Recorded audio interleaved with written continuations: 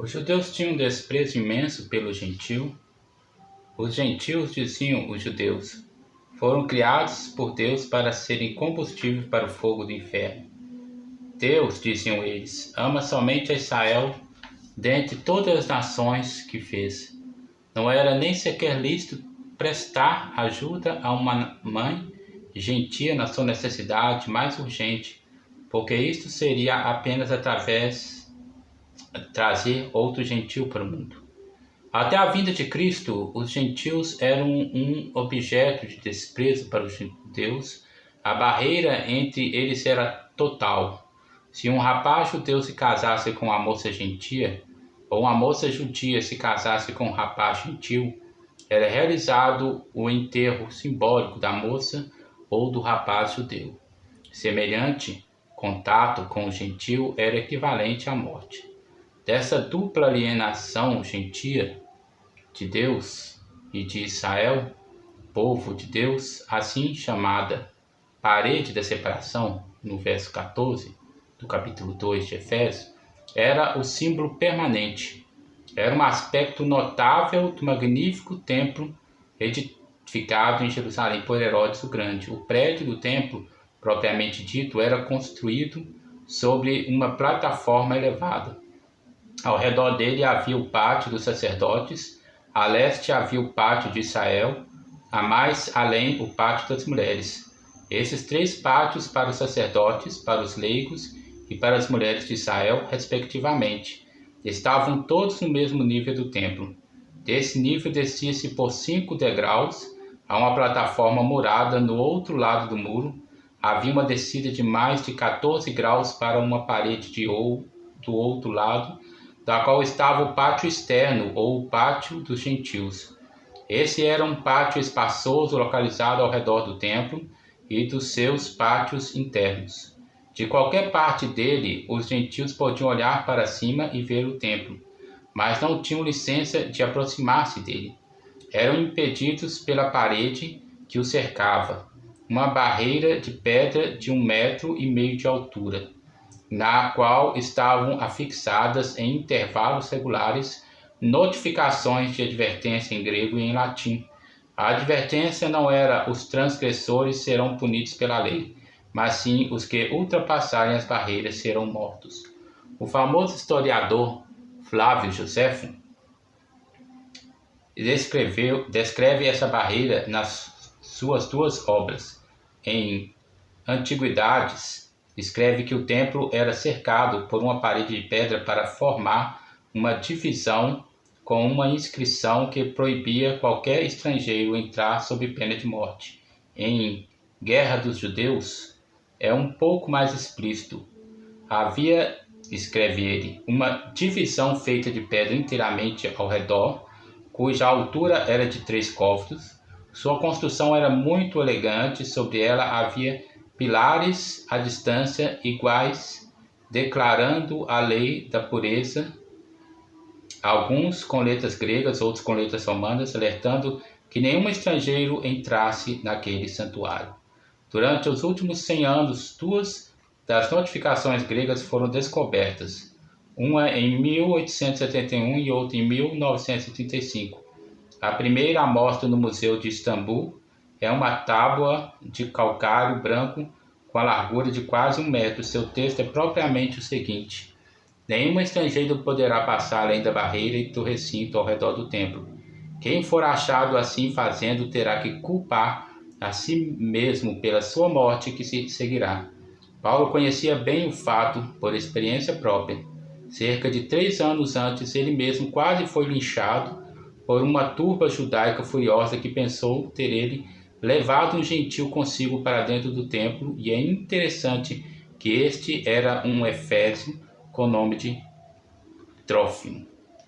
Amém? Ou Trofimo. Amém? Para essa leitura, para introduzir o nosso vídeo, devido a algumas dificuldades, alguns contratempos, a gente não tem gravado. Mas hoje sentamos aqui para continuar o nosso estudo e creio que o Senhor, Ele há de falar conosco. Amém, irmãos? Se essa série de estudo tem sido uma bênção para os irmãos, curta, compartilhe, divulgue o nosso canal para outras pessoas, para que eles possam estar aqui também, né? Se inscreva e ore por nós, né? Geralmente alguém pede se inscreva, curta, comente, compartilhe, mas eu, além de pedir isso, eu peço também, ore por mim, para que Deus possa estar nos dando inspiração e nos dando graça para estarmos aqui juntamente com os irmãos meditando na palavra de Deus. Efésios capítulo 2, versículo 11 até o versículo 22. Vamos lá. Versículo 11 ao 13. Portanto, lembre-se de que anteriormente vocês eram gentios por nascimento e chamados em circuncisão pelos que se chamam circuncisão, feita no corpo por mãos humanas, e que naquela época vocês estavam sem Cristo, separados da comunidade de Israel, sendo estrangeiros quanto às alianças da promessa, sem esperança e sem Deus no mundo. Mas agora em Cristo Jesus vocês, que antes estavam longe, foram aproximados mediante o sangue de Cristo.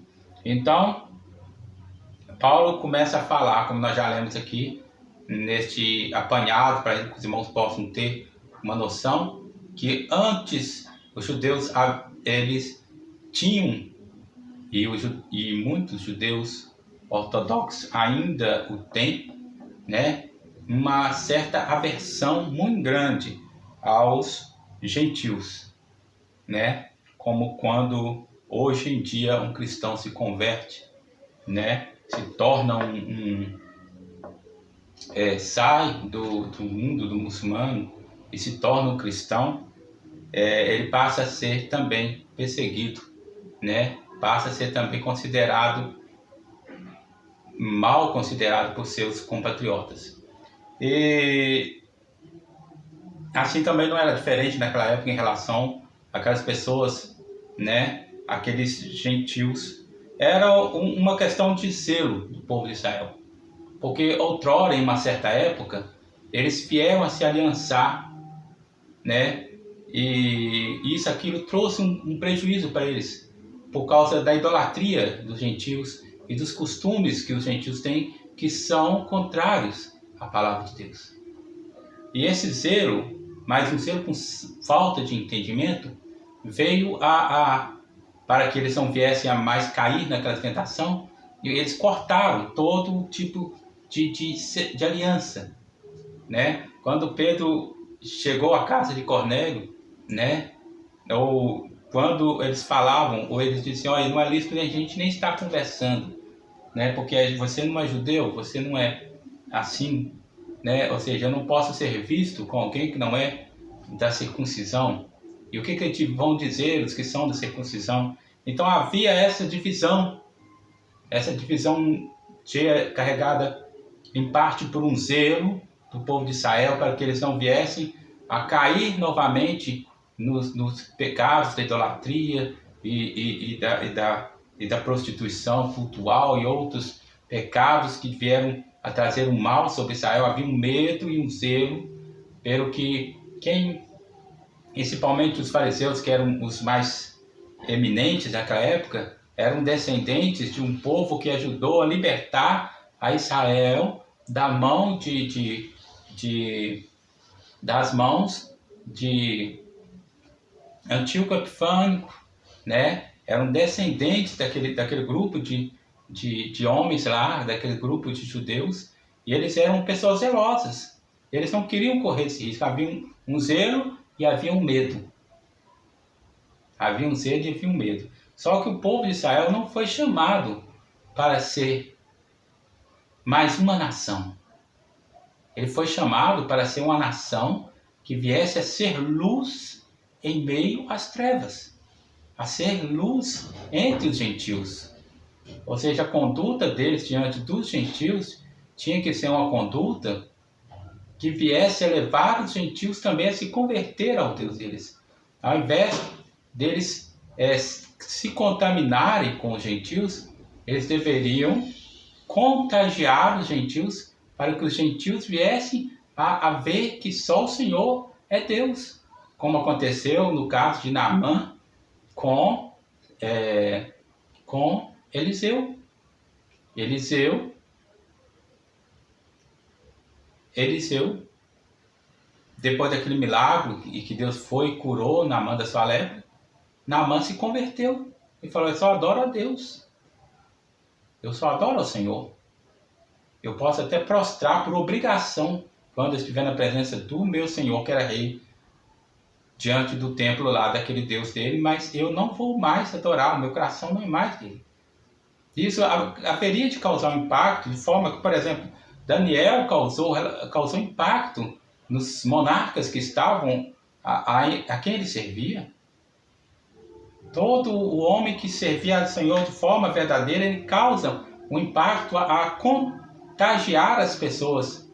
Mas quando ele deixa de servir ao Senhor de forma verdadeira, ele passa a ser contaminado. Então, além desse preconceito e desse medo, né, e desse zelo, né, aí Paulo ele traz a ideia aqui, né? Tinha a questão também de que eles também se consideravam, em certo sentido, superiores. Ou seja, era uma santidade que vinha, ao invés de trazer humildade, era algo que trazia orgulho. E não deve ser assim. Quando a gente está buscando ao Senhor, buscando servir ao Senhor, e buscando se santificar, e buscando a nos afastar daquilo que nos contamina, isso deve gerar em nós mais quebrantamento e mais humildade, ao passo que nós devemos reconhecer que somos miseráveis e que se conseguimos ser alguma coisa, se conseguimos algum grau de santidade e de iluminação, de clareza e de pureza, é porque o Espírito de Deus opera em nós. Então, mas aquela santidade aparente e falha deles era uma santidade que estava trazendo um orgulho. Um orgulho. Então isso não era bom em nenhum sentido. E isso fazia com que eles não quisessem nenhum contato. Lembra quando Jesus estava lá perto de pessoas pecadoras, como que eles ficavam murmurando a respeito de Jesus? Engraçado, os gentios que foram muito perseguidos por eles por causa disso, acabou quando a igreja, antes daquele encontro de Pedro com o centurião, a igreja tinha um certo também, estava sendo contaminada então pelo fermento dos fariseus. Olha que Jesus advertiu a igreja: tomem cuidado com o fermento do fariseu.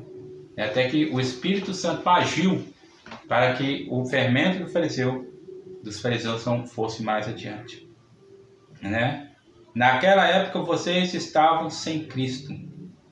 Então Paulo lembra aos gentios que por causa dessa separação que havia entre eles e os judeus, eles não tinham acesso ao que a palavra de Deus falava a respeito das profecias que a palavra de Deus trazia, das promessas que a palavra de Deus trazia e das alianças de Deus. Eles não tinham acesso ao Deus verdadeiro, eles estavam privados dessa graça porque não estavam em comunhão com o povo de Israel. Naquela época vocês estavam sem Cristo. Por causa disso, eles estavam sem Cristo. Eles estavam separados da comunidade de Israel, então não tinham acesso a isso. Sendo estrangeiros, quanto às alianças, eles estavam alheios, ou seja, ignorantes a respeito das alianças de Deus, das promessas de Deus, e estavam sem, então, esperança, sem nenhuma perspectiva, sem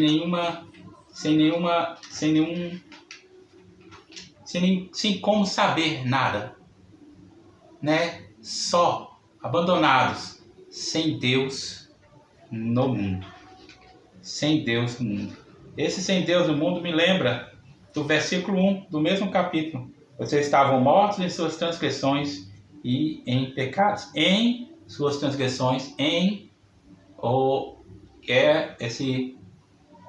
essa palavrinha e a palavrinha no são palavras parentes, porque no é a junção de em o. Em o você junta e fala no, Então vocês estavam sem Deus em o mundo. Da mesma forma como o versículo 1 fala, mortos em suas transgressões e pecados. Ou seja, na prática o apóstolo estava também dizendo ou resgatando o que ele já tinha falado. Eles estavam sem Deus e estavam no mundo, esse mundo que significa, na verdade, que significa esse sistema de pecados, de transgressões, né? Esse sistema que mata as pessoas, como foi dito nos versículos anteriores, né? Presos em cadeias, subordinados a Satanás, né? Ao espírito que agora opera nos filhos da obediência. Eles estavam sem esperanças, sem Deus e estavam no mundo. Ou seja, estavam ali imersos naquela atmosfera de transgressão, aquela atmosfera de cadeias, de vícios, de pecados, de dominação de demônios, de legiões de demônios, né? Sendo escravizados, vivendo ali e sendo guiados por toda aquela casta de demônios, né? Ele veio anunciar, vamos lá, continuando. Mas agora em Cristo Jesus, vocês que antes estavam longe, você quem é esses que estavam longe? Eram aqueles gentios que ainda estavam longe de Deus, longe de Israel, longe das alianças, longe das promessas, longe de Cristo. Por Cristo, Cristo os trouxe. Isso me faz lembrar de João capítulo 10, onde ele fala sobre onde ele fala, olha, ainda tem outros rebanhos que me convém ajuntar, e haverá um só rebanho e um só pastor. Então, ou seja, Jesus estava falando do povo que não era o povo de Deus, né? Então Jesus juntou os dois povos fazendo um, né? Sendo estrangeiros, né? Quantas alianças. Mas agora em Cristo Jesus, vocês que antes estavam longe foram aproximados. Jesus trouxe nós para próximo, para de perto, e nos tornou, como ele pegou essas ovelhas que estavam longe, como é dito em João, e trouxe essas ovelhas para perto, né? Aproximou essas ovelhas, né? Versículo 23. Ninguém tira de mim, mas eu dou por minha espontânea vontade. Tenho autoridade para dar e para retomá-la. Esta ordem recebi de meu Pai. Não é isso aqui que eu estou querendo dizer, não. João 10, versículo 14. Vamos lá. Eu sou o bom pastor, conheço as minhas ovelhas e elas me conhecem. Assim como o Pai me conhece, eu conheço o Pai e dou a minha vida pelas ovelhas. Versículo 16, tenho outras ovelhas que não são deste aprisco, é necessário que eu as conduza também, elas ouvirão a minha voz e haverá um só rebanho e um só pastor. Então Jesus foi lá, buscou essas ovelhas e trouxe elas para estarem junto com o seu povo Israel, para que haja apenas um rebanho, uma nova comunidade, um novo Israel em Cristo Jesus, né? Vamos lá, versículo 14 ao versículo 18. Ele é a nossa paz, o qual de ambos fez um e destruiu a barreira, o muro de inimizade, anulando em seu corpo a lei dos mandamentos expressos em ordenanças. O objetivo dele era criar em si mesmo, dos dois, um novo homem, fazendo a paz, e reconciliar com Deus os dois em um corpo por meio da cruz, pela qual ele destruiu a inimizade, e veio e anunciou paz a vocês que estavam longe e paz aos que estavam perto. Por meio dele, tanto nós como vocês temos acesso ao Pai por um só Espírito. Então, o versículo 14 vai dizer, ele é a nossa paz, não só a paz de Israel, mas a paz também de todas as nações, de todos os povos, de todas as etnias. Jesus é a nossa paz. Paz com quem? Paz com Deus. Primeiramente, ele fez a paz dos dois povos. Ele reconciliou um com o outro. Tirou aquela inimizade que veio por causa dos mandamentos, Porque os mandamentos traziam isso, como nós já explicamos, né? Porque eles tinham medo de se contaminar. Por causa da aliança, que se fizesse algum tipo de aliança com o povo estranho, eles iriam se contaminar. Eles iriam se contaminar. Então eles tinham medo dessa contaminação e por causa desse medo eles agiam de forma a excluir totalmente qualquer tipo de relacionamento, né? Talvez tivesse algum tipo de relacionamento profissional, com comprasse ou vendesse alguma coisa, para um relacionamento muito frio, né? Eram algo assim, bem, né? A presença dos romanos era algo imposto para eles. E aqueles deles que cobravam impostos em favor dos romanos eram considerados traidores.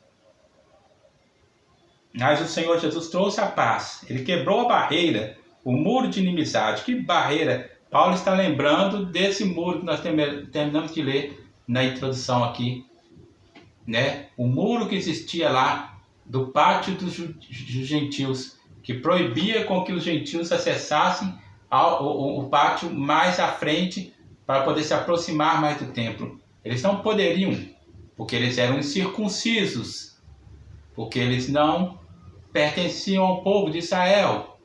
Havia essa rixa, né? Como foi lido também, Paulo, eles viram Paulo conversando com um gentio em Israel e depois pensou que Paulo tinha levado esse gentio para dentro do templo e criaram uma briga e quase que mataram Paulo, né? Por causa disso. Então, ou seja, esse muro estava lá, como nós já lemos, com aviso dizendo que se passasse alguma coisa ruim ia acontecer com a pessoa ia ser morta, né? Não é apenas uma proibição da pessoa passar, havia também uma sentença, né? Anulando em seu corpo a lei dos mandamentos expressos em ordenanças. O objetivo dele era criar em si mesmo dos dois um novo homem, fazendo a paz. Então, quando Jesus morreu, tudo aquilo que impedia o relacionamento como irmãos de um judeu com um gentil foi anulado em Cristo. Aqueles gentios que ainda não conhecem a Jesus, ainda vivem em idolatria, em pecados, em prostituições. Da mesma forma como aquele judeu que não conhece ainda Jesus, ele ainda vive em oposição e em ódio a esses gentios, porque ele ainda não foi tocado por Cristo, ainda não foi resgatado por Cristo. Mas à medida da hora que tanto esse gentil quanto esse judeu conhecem Jesus, eles são salvos, eles são libertos, eles são transformados e eles são transformados em um corpo, que é o corpo de Cristo, e passam a serem um. Esse gentil com esse judeu passa a ser um. É o que o versículo diz, né? O objetivo deles era criar em si dos dois um novo homem. Não mais um homem rendido ao pecado. Porque por mais que o judeu falasse ou dissesse qualquer coisa contra o gentil, ele também estava em pecado. Ele também era pecador, né? Então, dos dois fazendo um novo homem e fazendo a paz, né? E reconciliar com Deus, né? Porque não era apenas reconciliar um com o outro, mas era reconciliar os dois com Deus, porque ambos os povos, como é dito lá em Romanos, no capítulo 1, no capítulo 2 e no capítulo 3, todos pecaram. Todos pecaram. Tanto os judeus quanto os gentios pecaram. Tanto um quanto o outro, né? Um ainda tinha conhecimento da vontade de Deus, o outro não sabia nada, mas ambos pecaram. Ambos pecaram. Um tinha o conhecimento da Bíblia revelada, o outro só tinha o conhecimento da natureza, mas ambos desprezaram o conhecimento que tinham em prol do pecado. Mas o Senhor Jesus veio para reconciliar ambos os povos com Deus. Esse é o Evangelho da paz, como é dito em Efésios, capítulo 6, versículo 15. Esse é o Evangelho da paz, e anunciou a paz e reconciliar com Deus os dois em um corpo por meio da cruz, pela qual ele destruiu a inimizade. Ele veio e anunciou a paz, ou seja, pregou a paz, trouxe o evangelho da paz, né? Arrependei-vos, porque é chegado a vós o reino dos céus. Arrependei-vos e creio no evangelho. A vocês que estavam longe, ou seja, aos gentios, né? As ovelhas que estavam longe, a paz e paz aos que estavam perto, né? Anunciou paz aos que estavam longe e também anunciou paz aos que estavam perto, as ovelhas do aprisco de Israel. Versículo 18: por meio dele, tanto nós como vocês temos acesso ao Pai por um só Espírito. Então, ou seja, e nos deu a todos, o Espírito Santo. Por meio desse relacionamento nosso com o Espírito Santo que habita em nós, nós temos acesso ao Pai, né? Em o nome de Jesus Cristo, né? E por meio do Espírito Santo que opera em nós, que age em nós, né? Um novo homem, que a gente pode depender desses textos. Um novo homem. O Senhor nos faz um novo homem. Não mais um homem velho, rendido e escravizado pelo pecado, mas um homem guiado e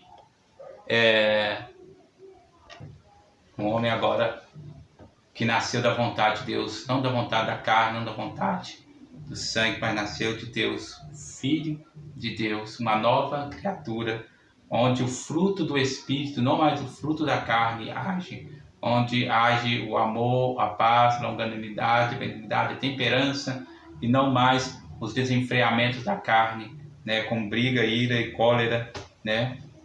Se do coração do homem nasce todas as coisas que contaminam o homem, então esse novo homem tem um novo coração, um coração segundo Deus, um coração sendo transformado, um coração sendo guiado por esse Espírito, né? Então, um só Espírito, o Espírito Santo de Deus que habita em todo aquele que serve ao Senhor. Ele é cheio do Espírito Santo, ele é batizado com o Espírito Santo e ele vive uma vida segundo o Espírito. Então, Jesus, o que mais Jesus fez, né? Ele destruiu a barreira da inimizade, simbolizada pelo pátio, pelo muro do pátio dos gentios. Essa barreira que não era apenas um muro físico, mas era uma barreira que ela estava entranhada na alma, que dividia os dois povos.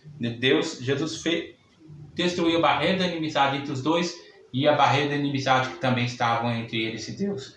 Criou em si mesmo um novo homem. Esse novo homem nasce através de Jesus Cristo, através da fé daquele que crê em Jesus Cristo. Ele não nasce ele não nasce assim. Ele nasce quando a pessoa recebe a Jesus como Senhor e Salvador e passa a viver através de Jesus em novidade de vida. Por meio dele temos acesso ao Pai. Sim, Jesus Cristo é o caminho, a verdade e a vida. E ninguém vai ao Pai a não ser por ele. E no versículo 19 ao 22, ele vai começar a falar, ele vai começar a trazer uma outra ilustração. Ele abandona a ilustração do muro e começa a falar sobre a ilustração de um edifício, né? É claro, ainda tendo ideia do templo, que era a morada de Deus, mas agora ele não usa mais a ilustração do templo no sentido negativo. Ele usa a ilustração do templo no sentido positivo. Ele diz assim: portanto, vocês já não são estrangeiros, nem forasteiros, ou seja, não são pessoas estranhas e nem pessoas que vêm de fora, né? São pessoas iguais, são concidadãos, são da mesma nação, não são estrangeiros, um é gentil, o outro judeu, não, é tudo igreja, né? Mas concidadão dos santos, ou seja, vocês são santos e vocês são concidadãos, ou seja, cidadão igual aos outros santos, né? Que são santos também. E membros da família de Deus. Vocês são membros da família de Deus. Vocês são membros da família de Deus. Ou seja, você não é apenas cidadão da mesma nação dos santos, que corresponde agora tanto a Israel quanto às demais nações, que são chamados de gentios, mas vocês também são membros da família de Deus. Que coisa maravilhosa, não apenas cidadãos do céu, mas somos filhos de Deus, né? Glória a Deus. Em versículo 20, aí começa aqui no versículo 20, ele começa a falar isso que eu falei.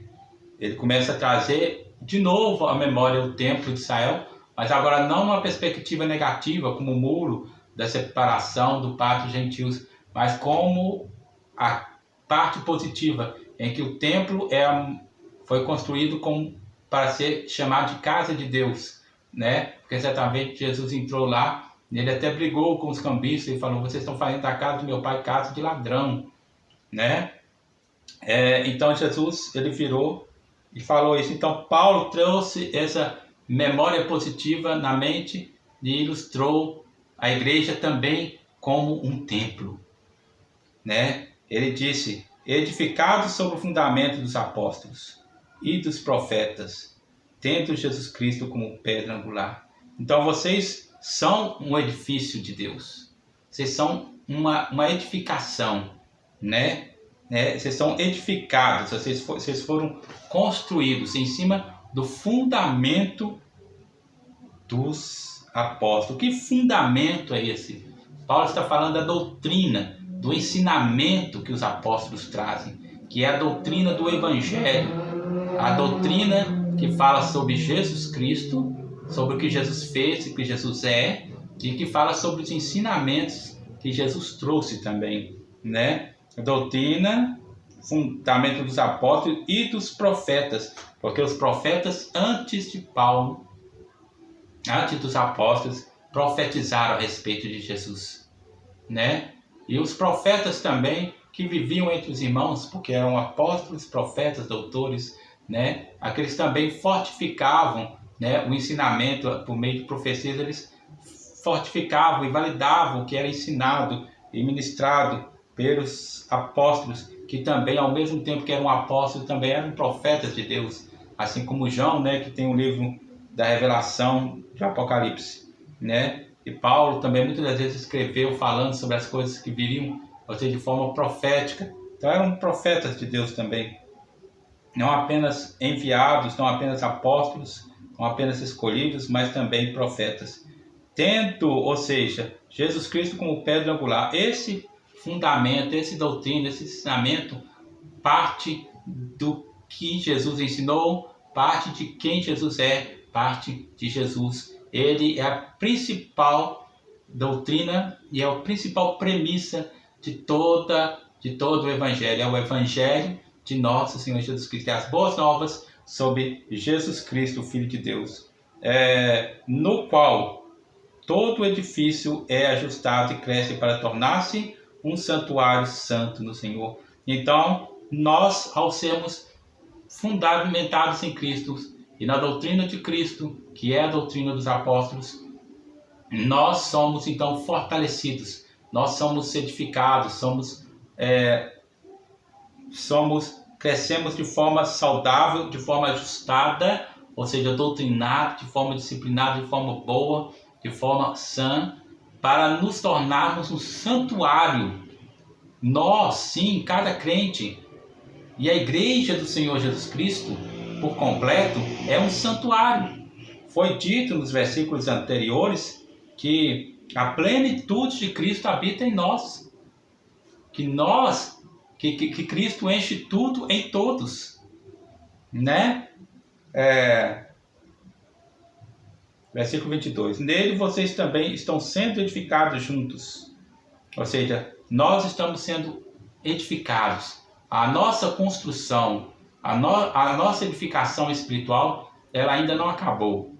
No dia a dia, no seu dia a dia, você está sendo edificado e se tornando cada vez mais santo, chegando à estatura de varão perfeito, a se tornar um membro de Cristo, um edifício de Cristo, para se tornarem moradas de Deus por seu Espírito. Então o Espírito Santo habita em nós e ao mesmo tempo nos edifica e nos fortalece, e nos faz crescer, né? Então, ou seja, nessa santa doutrina nós somos edificados dia a dia, essa doutrina que é Cristo, que é a doutrina dos apóstolos, e somos edificados dia a dia, para nos tornarmos moradas, santuários, moradas de Deus, né? Ok?